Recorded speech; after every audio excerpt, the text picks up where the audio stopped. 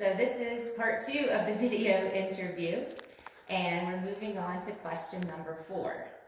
What was the last thing you read that changed your personal practice as an educator? So the last thing that I read actually came from a professional development opportunity that my school district offered. We had a guest speaker by the name of Jimmy Cassis, and he spoke to us about his experiences as a student, as a teacher, and then ultimately as an administrator, and how creating a culture, a community of learners, is such an important part of a successful educational program. And what he said really made a lot of sense, that anything that we expect students to do as far as content is only going to happen if they feel like they're in a supportive culture. And there was a couple things in his book that really kind of resonated with me. And the first one is that community of learners. And I did look at your literature and I saw that that is an important part of what you do. And so I thought that that's one of the things that I've always tried to create in my classroom. He talked about being champions for students. And not only have I been a teacher for 28 years, but I've also been a coach for just as long. And I've also been a mentor for students as a tutor, also through a newspaper, and creating that culture of learners and being able to support them in multiple ways, not just in the classroom, but also through these opportunities outside of the classroom, I think kind of goes to what Jimmy Cassis was talking about. That you're there for your students in all capacities, not just in their academic work.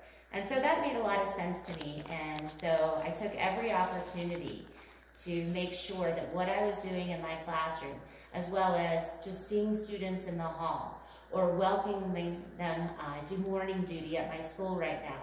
And I say good morning to every student when they walk through the door and try to give them a smile, because I want that to be the first thing that they see when they come into the school each day.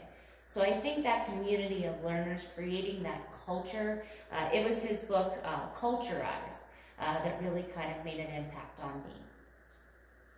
So now I'd like to finish up just, again, a little bit about me. I currently live in Pennsylvania. I've been teaching for the past 28 years in a variety of settings. I started out in the Pittsburgh City School District as an intern while I was getting my master's. I then taught for a year in a private school setting before I went into public school. So over the past 28 years, I've worked at Morris Area School District for 4, and then I've worked at Indiana School District, now going on 24 years. So I've had a great career in the classroom. About 15 years ago, my school district also started an online academy. So not only do I have experience working in the classroom, but I've also been part of that initiative since its inception.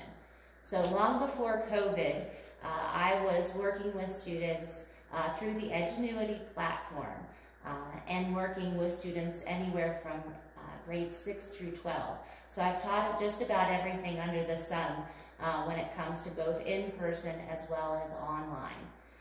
During COVID and after, I also taught both synchronous and asynchronous classes. And so by teaching the synchronous classes, I really had to hone my skills in terms of working with students online and looking at what kinds of activities worked with online students and which ones didn't, because I wasn't working from a particular curriculum. I was taking my in-person curriculum and trying to adapt it for that synchronous environment. So I have lots of experience working with the Google Suite, everything from Google Meets. I've also done Zoom meetings. So I'm comfortable with technology, and I'm really looking forward to a new chapter in my career. As I mentioned at the beginning of the video, my husband and I are in the process of moving to Colorado after living in Pennsylvania for almost our entire lives. Our last 2 kids are graduating from high school, and so as it's time for them to move on to new opportunities, we see that the same way. And so I would really love to work for your school. I think that I could be a valuable addition, and I still feel like I have a lot of really good teaching years left. So again, thank you for the opportunity to do this video interview, and I hope to hear from you after that. Thank you.